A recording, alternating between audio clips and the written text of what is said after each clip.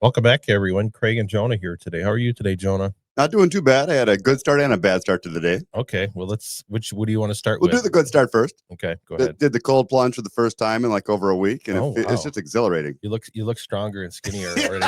I'm sure. Oh, it's just amazing. I love it, but it's easy to get out of the habit, and it's so tough to do it then. But once you get out, it feels amazing. So Okay, so that was the good part. that was the good Oh, part. my. Freezing for 5 minutes. But when you get out, it is just an amazing feeling. You Okay. feel really good. Like I had kind of soreness from working out, but it's just all gone. All right. And so the bad news, Yeah. I forgot to close the chicken coop door last night. We had a bunch of broiler chickens in there that getting close to being the right size, and something got in there. Oh, and no. there was just dead chickens all over the yard.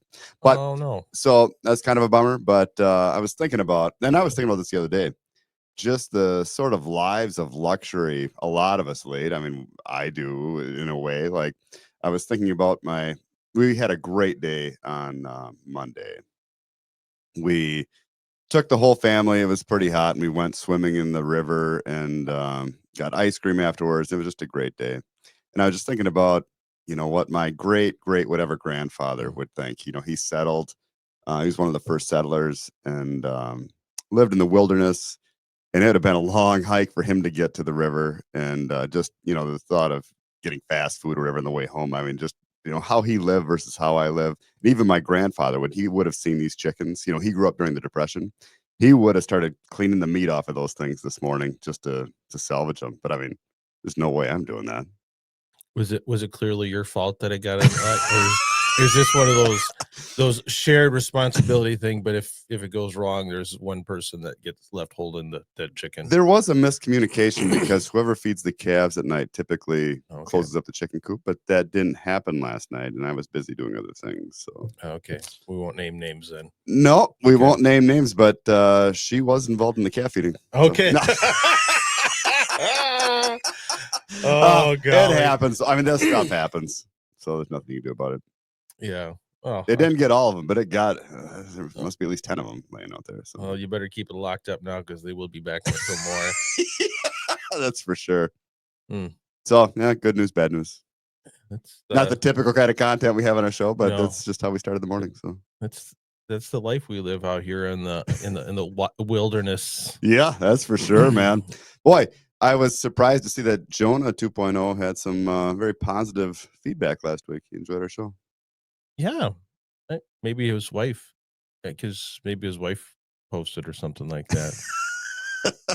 Yeah, I saw. It's funny how that story about how I was at the beach and I didn't hug that guy. I think about that guy often, and it's funny that he remembered that story. It's funny because someone asked about that episode and well, it's funny how things work because someone saw that comment and they asked about it in the Discord. I'm like, what's the story about Jonah like rebuffing this poor man had lost his children or something like that? I'm like, well, this is what actually happened, and then we just added the the information about what was going on. But yeah, so depending on which version of this story you heard, people may have a very different perspective about you. Oh, I don't know.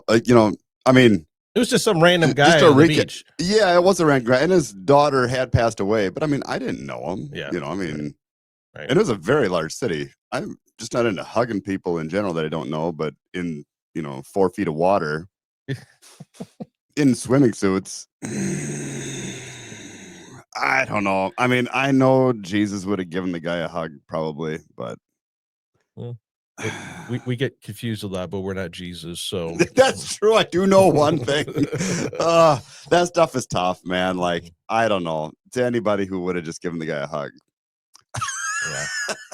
I'm not sure what it was like. Yeah. Well, say a prayer for that guy. Yeah, and for me too, for not giving him a hug, apparently. Yeah. So to kind it. Yeah, so hey, I got a thought exercise for you. All right. Okay. So someone recently came into our community, and this is hardly a unique unique experience, but the storyline goes like this. They had been happily married. I can't tell if they were converts to the faith or just sort of reverts and that they became more active in their faith later on, but the way this person described it is they'd been married happily for a long time, and part of the happiness in their marriage is they were using other acts, Okay.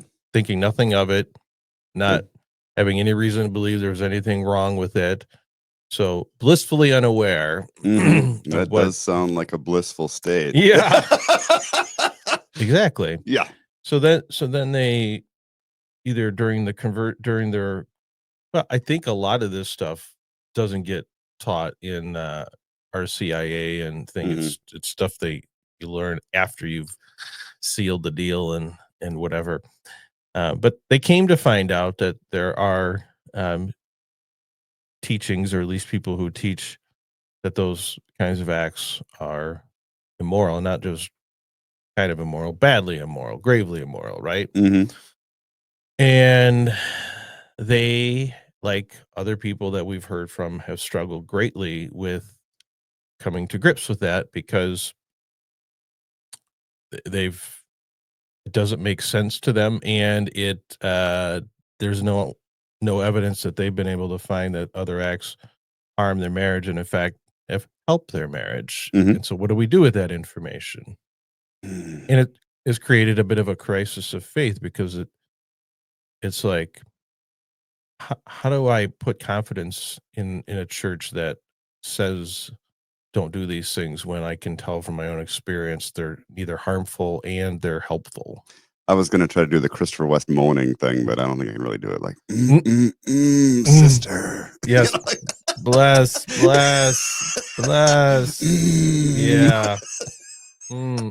Yeah. Yeah. It is tough though. I don't know. I mean, that's something that a lot of couples struggle with, I think, other than the people on Twitter. Yeah. Uh, and maybe I judging for the people on Twitter and the way they talk about this stuff, it's clear to me they have neither experience nor a real accurate appreciation for what it actually involves. Like they've been well indoctrinated to see this as just being some horrible scourge and just a replay of Sodom and Gomorrah in the bedroom. And they could just be like 20 years old. Yeah. Which so It's good to have zeal. yeah, but it's just interesting how you have this dichotomy between those who probably have zero experience whatsoever and are just zealously against it because Saint Jose in the fourth century, I guess there probably wouldn't have been one then, but San Jose. just Saint Giuseppe, the doctor of the church from the fourth century, said that's naughty. And then you have real people who have real experience with it and unaware that there was anything problematic about it, have their marriages thriving under that. Mhm. Did they have a question at the end, or were they just talking about their experience? So there was a question, and it was directed at a priest, and and I don't want to get too much into the details, but uh, the priest's response was essentially, it was definitely sensitivity, empathy for them, and the emphasis that they have to, um, you know, do what's best for their marriage, Hmm. but at the same time praying praying for enlightenment to better understand and appreciate what the church teaches on these things. All right. Well, Which okay, that's not a bad answer. yeah, I mean, it's practical. I think it's a good start. Mhm. But then you can get scrupulous and go down rabbit holes, and I don't know. Well, what it got me thinking about is if married couples are, or let's say non-married couples, but let's say those that affects this most obviously. Um, are understandably and I think correctly told to pray and be constantly seeking direction and further information that perhaps their minds or their hearts can be changed on this, if that's God's will. Um, is there a corresponding obligation on the part of the church to be open to more information, enlightenment, prayer? Boy, this is what the guys on Twitter get on you about. A little heretic. They already got the pitchforks out and they're lighting the bonfire. Yeah, I don't know. I think Because they're this going to is say what that the truth of the church is unchangeable. see, and this is where I don't think they have a very correct understanding of Catholic doctrine. Because if there's one thing that I learned along the way is yes, the church has the fullness of the truth. But there is the doctrine of infallibility, or whatever that is, I don't wanna say limited in scope, but That's what it I was going to say. right? But it it Yep. it doesn't apply to every utterance of every pope, of every bishop along the way. And there's special requirements. They have to be sitting in the chair of Peter Yeah. Now and proclaim that it is right, infallible. right. And there are non-papal ways that truth can be, proclaimed in a dogmatic, infallible type way, the teaching of the magisterium, which to me, it's a little more gray as to when they're actually doing that because it's with something like ex cathedra or something, where there's sort of this formality there where everyone understands the Pope is doing certain things and this is infallible with whereas with these, let's say, teachings of the magisterium, it's a little more organic than that, or it's not so formally defined. They don't sit down and say, "Hey, we just got together and we've declared infallibly X is true or Y is wrong," or something like that. It doesn't really work that way. But the point remains is that not everything that the bishops or the cardinals say or believe is necessarily either infallible or perfect, without the potential for either error or additional information or development, right? And some things have changed over time, like limbo. And I mean, I'm sure that was a traumatic Oh event, yeah. in the past where babies couldn't be Mhm. Mhm. buried in Catholic cemeteries. And I mean, that's, Yeah. just for that to change But is interesting too. well, we're still fighting over usury. I saw that Bishop A lot of Barron. that going on right Yeah, I now. I just mean, like really. This is what you guys are worried about. I mean, But but should people really lend their money with no return? Because that's what. what? But see, I think this is a really good example because there are primarily trads that are like the church couldn't change its teaching on usury. So they're like, right? And so all these modernists since whatever century it was that we changed the usury rules, um, the church couldn't possibly change that. But I think that's wrong. Like I think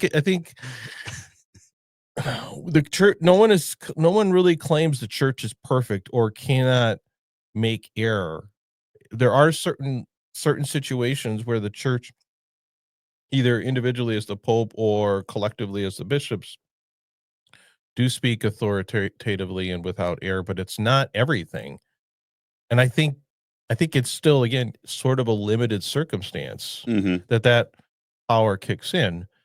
But I think a lot of trads just want to say anything, and I think this is something that I hear in John Farrell a lot. Anything that the church says about faith and morals is infallible. I'm like, well, what are they teaching that's not involving faith and morals? Are they like giving advice on how to play volleyball and stuff? I mean, it's all faith and morals, right? So they can't really be the standard. I asked Grok Mm, to mm, mm, look up the top 10 things that have mm, changed within the Catholic Church, and the number one answer was usury. mhm. Number two is slavery, that teaching has changed over time. Three is religious freedom. Um, It just says that in this encyclical 1965, Dignitatis Humanae, they declared that individuals have a right to religious freedom, and the state should not coerce belief. So that makes sense too. They talk about how liturgy and worship changed, with basically from the Latin Mass. Mhm. The role of women has changed over time, which I think they'd accept that. they're talking about something from 1 Timothy 2:12, and regarding women and their role, and that has changed over time. They talk about salvation, the church change, salvation outside of the church changing, from being outside the church. There's no salvation to a less strict interpretation. Their teaching on capital punishment has Mhm. changed, and then science and faith has changed over time as well. And then is ecumenical dialogue. Was another one. So, Well, because I mean, I'm sure at one time when they couldn't even, especially with Martin Luther and the different changes that happened, in regards to breaking away from the Catholic Church. Um, I'm sure that they, I don't know. I'm guessing they're pretty strict on how much you're hanging out with Lutherans and. yeah, and I think, and there's I would say a large portion of the same crowd that said, the church hasn't changed on any of those things. Just the modernist church is wrong, right? Because they are arguing the church can't change. There's no way the church could change its position on capital punishment or usury. I think they avoid the slavery issue a little bit because that's even too much for the trads, most of them. The number 10 one is one that's pretty controversial, actually. It's divorce and remarriage. And it says that Oh, Pope Francis's last encyclical opened the door to case by case discernment yeah, and noted that was a major change. But again, the trads wouldn't accept that. yeah, and I don't think the Pope declared that. I mean, I don't know that anyone views that as being infallibly stated Hmm. by Francis. But I think certainly the usury, the limbo, I think was a good example. Um, Maybe capital punishment. I think fall within that the same category of things that are moral and immoral, um, that seem to have changed over time. And there may be other examples, but there may not be because the church is not really it doesn't have really a long history of changing things. And in fact, the opposite tends to be true. For better or for worse, things don't really change. Hmm. And and so it got me thinking, like, what is it that actually leads the church to entertain the idea of changing at some point in time? Is there some sort of uh, quality control office at the Vatican? They're like, we should check our numbers every so often and see if anything needs updating or if we've got to change something we previously held. Well, and so if you look at slavery, it says that it took until the 19th century before the church began explicitly condemning Mhm, slavery. mhm. So it took some time. Yeah, I And it mean, was driven by a growing awareness of human rights, mhm. theological reflection on human dignity, and societal pressure. So, I wouldn't be at all surprised if the anti-usury people are also quietly okay with the idea of slavery in some circumstances. I yes. Fits the picture. There's not really an other acts movement, I guess, though, Yeah. within society. Well, see, that's and and given the fever pitched reaction that I've received online for even just tiptoeing into the subject, I I get why, especially these kinds of matters, there isn't a long list of cardinals or popes or bishops anxious to weigh down and say, "Hey, anyone have thoughts on changing the rules on other acts?" And that's what they're giving you a hard time about, the metrics regarding your viral tweet. You Y- know how it receives so many likes, but only, or so many views versus likes. I got And ratioed, which somehow that proves that I'm wrong. Which I mean, what are you going to get Pope Francis's official account to like that? exactly. Like it's just such a juvenile level of thinking on this stuff on so many respects in so many respects. You're gonna get Scott Hahn to like that, you know, or Yeah, like, just none of those guys are going near that. yeah. Um, so I just, but the mob mentality, and it's not even so much of like, hey, I respectfully disagree, or I think that I don't. I mean, there's plenty who'll say the church isn't going to change anything, which I don't think is the issue, but I agree. I'm not out here claiming anything's going to change. I can see the writing on the wall.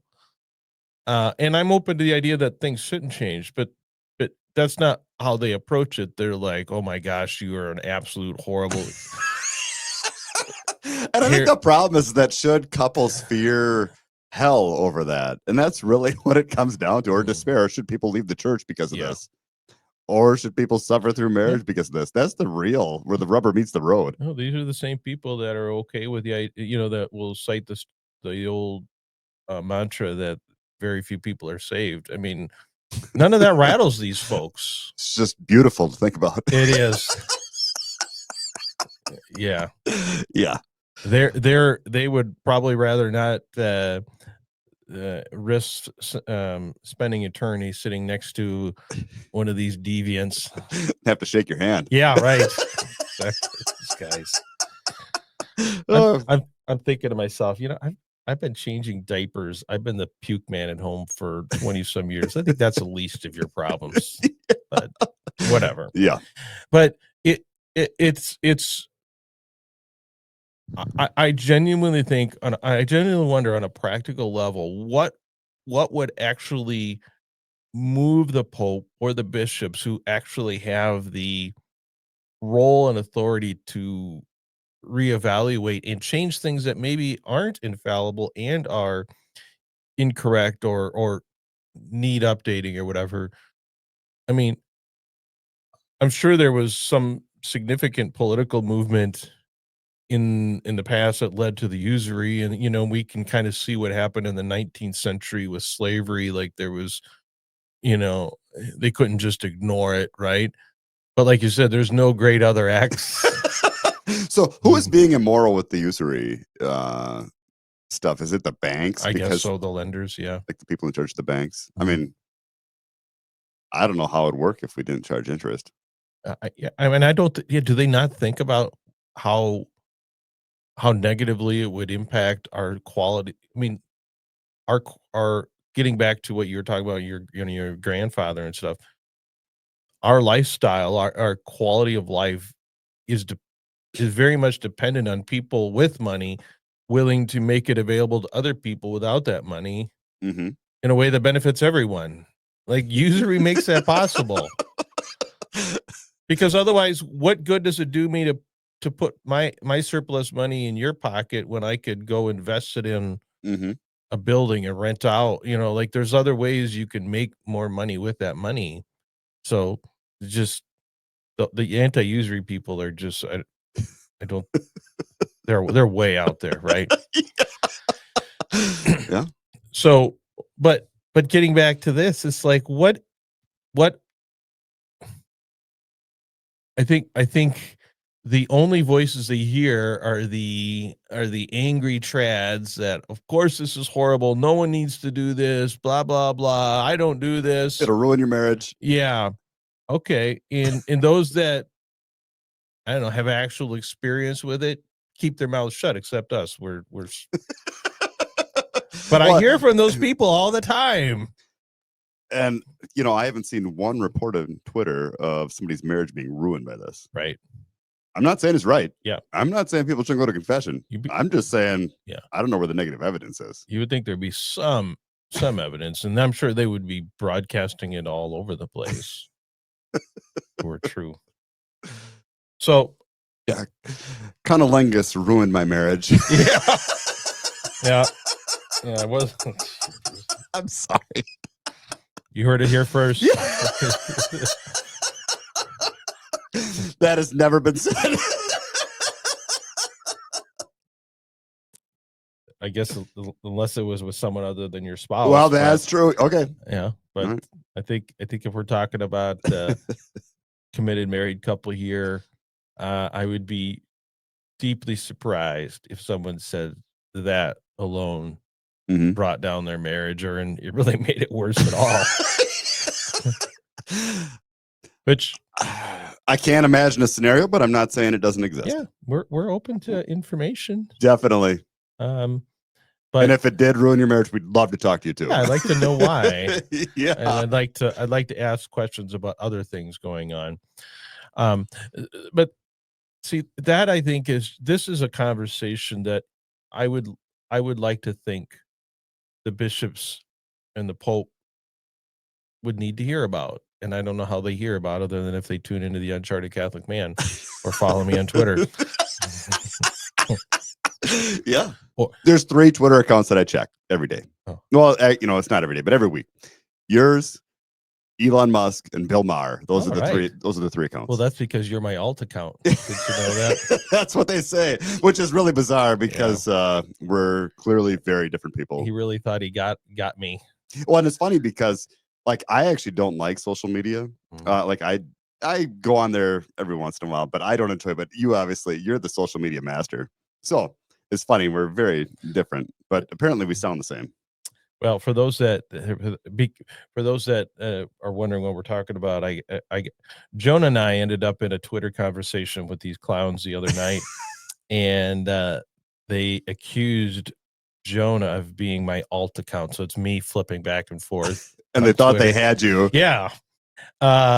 Which we're different people. We have different Twitter accounts. Yeah, we have kind of common interests on this stuff. And we really don't engage that much with each other on Twitter. It just we happen to end up there at the same time because, like Jonah said, I'm there more often than he is. But they were just deeply convinced. It's like, I don't know, their level of obsession was just kind of getting to a perverted level, I think. Yeah, it just continues to pile on information about how juvenile these folks are. Yeah, and how I really shouldn't take them seriously, and I don't. But they are incapable of having a conversation about this. But I think they're the voices that get heard. I mean, they're so what do we do about that? So I had an idea. I said, Chat GPT, I need a prayer. All right. I don't know where you're going with this, but I'm ready. Well, I need a prayer for couples, okay, for themselves in the church. So I want you to tell me what you think about this prayer. All right. I think this might be, we might start putting this on holy cards or something. So here, I'll even give you the prompt so everyone understands what ChatGPT was dealing with here. Okay. I said, I would like you to draft a Catholic prayer. It would be prayed by married couples for 2 main reasons. 1, for enlightenment and understanding of what God calls us to in terms of sexual morality in marriage. 2, for the Pope, bishops, and church to be open to new information, encouraged to change, if necessary, teachings that may be in error. All right. That think that's okay. Seems fair. I maybe people are still holding pitchforks. I don't know. Yeah. So ChatGPT is like, certainly. So that goes on and says, so here's the prayer for marital clarity and courage in the church. Okay. Heavenly Father, you are the source of love, the author of marriage, and the designer of our bodies and souls. So far, so good. Yeah. We come before you as husband and wife, grateful for the gift of our union and the call to love one another in truth and holiness. AI is pretty incredible. Yeah. I think the only one they've lost so far is John. All that love and union stuff. Yeah. Crap. Yep, But I think most people are still with us. John's getting riled. Yep. Sorry, John. Lord, grant us hearts that seek your wisdom above all. Help us to desire not what is easiest or most convenient, but what is true, good, and life-giving. Man, this is a solid prayer so far. So. I'm really impressed so far. Teach us to understand your plan for marital love, especially in our sexual intimacy, so that we may reflect your love faithfully and joyfully. All right. Boy, sounds pretty good. I think so. I think this is a legit prayer. Where we are confused, enlighten us. Okay. Where we are selfish, transform us. Where we are wounded, heal us. Where we are burdened, lift us up with your grace. But This is a good prayer. I think so. I'm really impressed so far. Holy Spirit, guide our conscience with gentleness and strength. Form us according to the image of Christ, that we may live as a sign of his love for the church. Protect our union from falsehood and despair, and draw us deeper into trust in your divine design. I mean, Is that the end of it? no. Oh, okay, okay. We also pray for our shepherds, All right. for the Pope, our bishops, and all who teach in your name. Give them courage to listen to the experiences of married couples. Ooh, now we're testing the waters a little bit. Yep. Openness to new insights in accord with the gospel, Okay. and humility to discern whether teachings or traditions need correction or renewal. If there are teachings that burden consciences wrongly, I like that. Wow. So if did you write this? This is all Chat GPT. If there are teachings that burden consciences wrongly, we beg you, Lord, to bring light and reform. If there are truths that have been forgotten or obscured, revive them in the hearts of your people. Strengthen your church in charity and unity. Let no fear keep her from pursuing truth. Let no pride blind her from hearing the faithful. Through the intercession of the Holy Family, Jesus, Mary, and Joseph, may we walk this path with love, reverence, and courage. Amen. It's a pretty solid prayer. I think so. I'm impressed. Yeah. I mean, the language models are pretty impressive, but that is really solid. I mean, can anybody really argue with that? Yeah, I don't know. I mean, I'm sure they will. Put it on Twitter. Are you gonna? That's a good idea. See what That's a really good the idea. trad boys like, what they think of it. Yeah. How they would improve that prayer. Yeah. I think they would definitely have some changes for it. They'll definitely have some comments.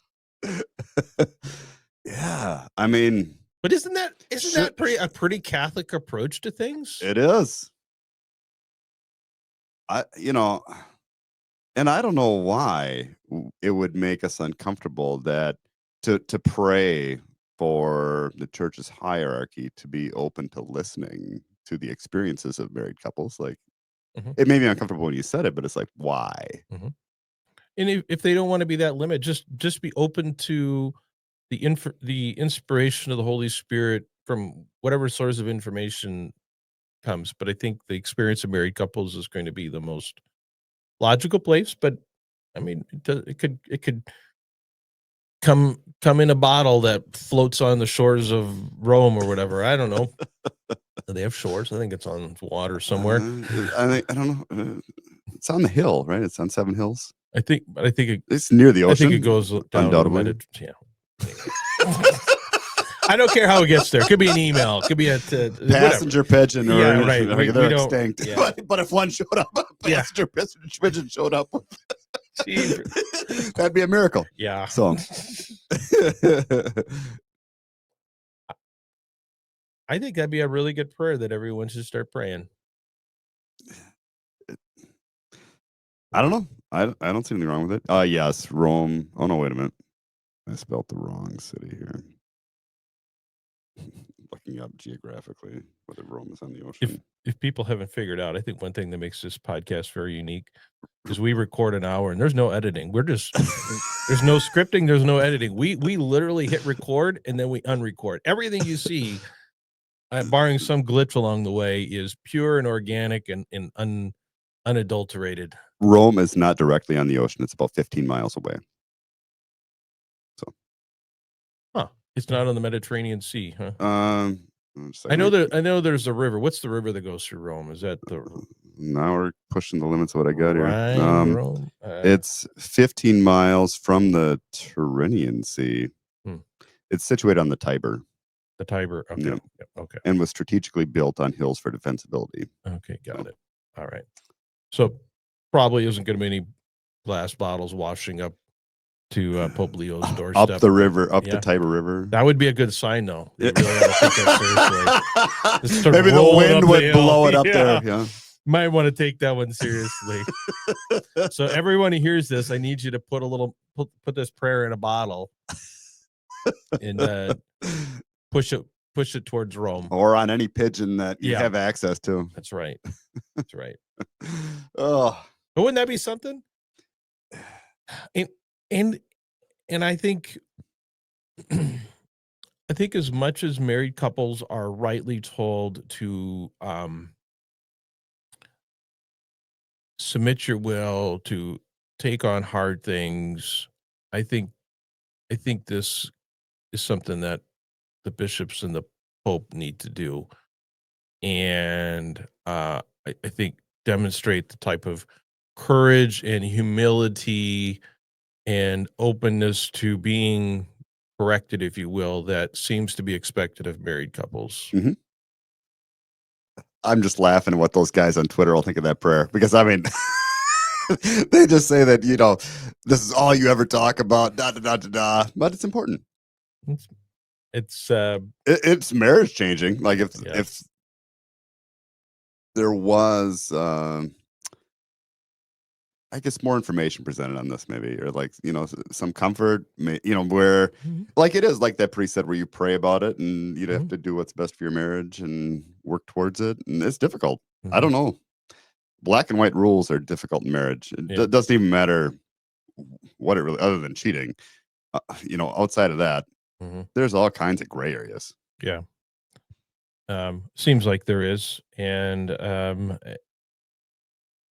I I there is a strange, I mean, I think the most, I mean, you look at when Paul the Sixth came out with Humani Vitae. I mean, there was that commission that went on for years, and I think that's as close as the church has gotten, really, to kind of hearing from the laity. But even then, there was very small representation, and ultimately, the Pope ignored, overruled, whatever you want to call it, discounted all that, for better, for worse. So there's not a lot of evidence to support the notion that the church really listens to new information, especially if it would require the Pope or the bishops or whatever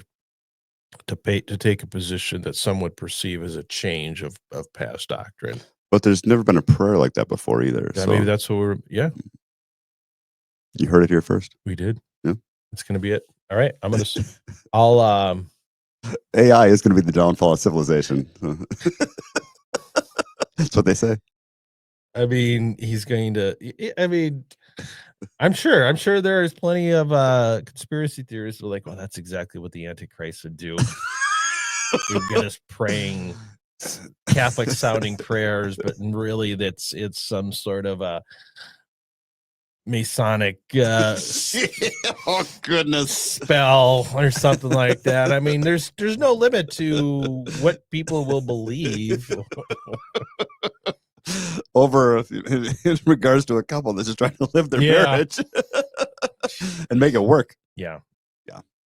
So, um, I appreciate this person for coming forward, and everyone else that has come forward. And if you are in that boat and want to send us a message, I'd love to hear from you. I don't share this stuff. I mean, I've haven't really gotten into the details of what this person went through, but um, it is it.